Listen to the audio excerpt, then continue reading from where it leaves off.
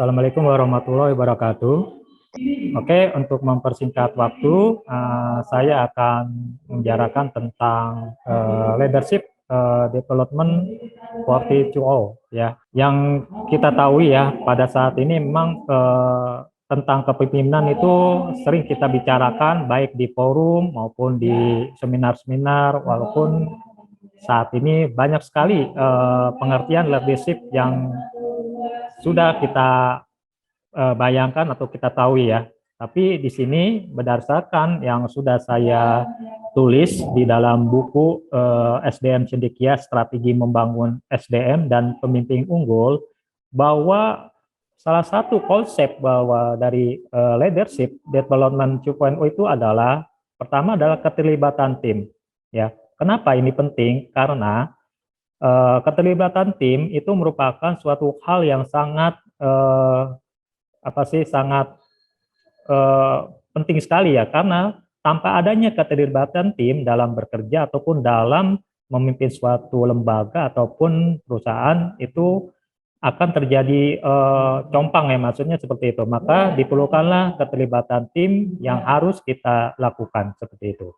Lalu konsep yang kedua dari leadership 2.0 ini adalah bahwa kemampuan individu ya, kemampuan individu yang saat ini yang dari perkembangan zaman, sekarang zaman digital itu sangat diperlukan sekali ya. Lain ceritanya waktu kita masih kecil ya Pak ya, teman-teman di sini, bahwa kemampuan individu ya sekarang ini kan era digital ya, kita harus bisa kemampuan dari teknologi informasi seperti itu, digital dan sebagainya.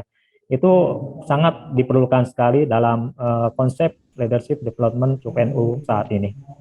Lalu yang ketiga adalah tentang keterampilan memotivasi.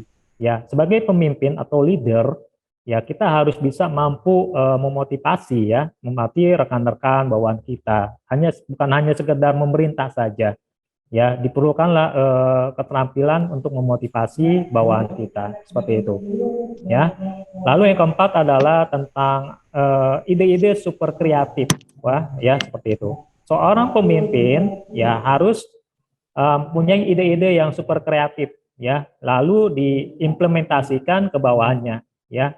Ya, setelah itu bukan hanya soal mengembangkan ide-ide saja ya, tapi disitulah seorang leader harus bisa mengarahkan ide-ide itu bisa dikembangkan dan menghasilkan suatu produk atau suatu konsep yang baik, yang suatu konsep yang luar biasa seperti itu. Ya, itu salah satu konsep leadership 2.0 yang ada yang saya bawakan di buku tersebut. Lalu apalagi setelah konsep yang tidak perlu lagi ada 5 dimensi ya, rekan-rekan teman-teman di sini. Apa sih 5 dimensi dari leadership development 2.0? Yaitu pertama adalah kompetisi. Ya, kita seorang leader ya tidak hanya perlu berdiri di stuck aja di suatu tempat ya, kita harus bisa punya kompetisi di antara para leader-leader di bidang yang lain, bukan aja di bidang satu aja. Seperti di bidang pendidikan ya, saat ini yang sedang saya berikan sebagai dosen. Nah, saya harus bisa bersaing dengan para SDM di perguruan tinggi lainnya seperti itu. Ya, bagaimana kita mengembangkan keilmuan kita, metode pembelajaran yang kreatif ya, kalau bagi saya seperti itu. Lalu yang kedua adalah hierarki. Ya, hierarki ini merupakan suatu hal potensi alur bagaimana kita mengembangkan kompetensi itu yang akhirnya bisa kita anulir sebagai hal yang begitu kita kembangkan seperti itu. Ya. Lalu yang kedua adalah pengembangan talenta di bidang teknologi. Ya, ini saat ini sangat perlu sekali karena perkembangan zaman yang begitu dinamis. Kita perlu talenta-talenta yang benar-benar yang dibutuhkan pada saat zaman ini ya, seperti kemampuan digital ya, kemampuan teknologi informasi yang saya tadi sebutkan di bidang ide-ide super kreatif seperti itu. Lalu yang ketiga adalah yang keempat adalah hiperkonektivitas, yaitu hubungan antara jaringan-jaringan baik dari internal perusahaan maupun eksternal perusahaan. Ya, seorang pemimpin harus bisa menjalin relasi dengan rekan-rekan tim baik dari perusahaan atau dari lembaga-lembaga pendidikan perguruan tinggi Ya, khususnya seperti saya harus bisa mampu berkolaborasi antara teman-teman perguruan tinggi di seluruh Indonesia walaupun di seluruh dunia seperti itu. Satu yang terakhir adalah 5 dimensi ini adalah transparansi.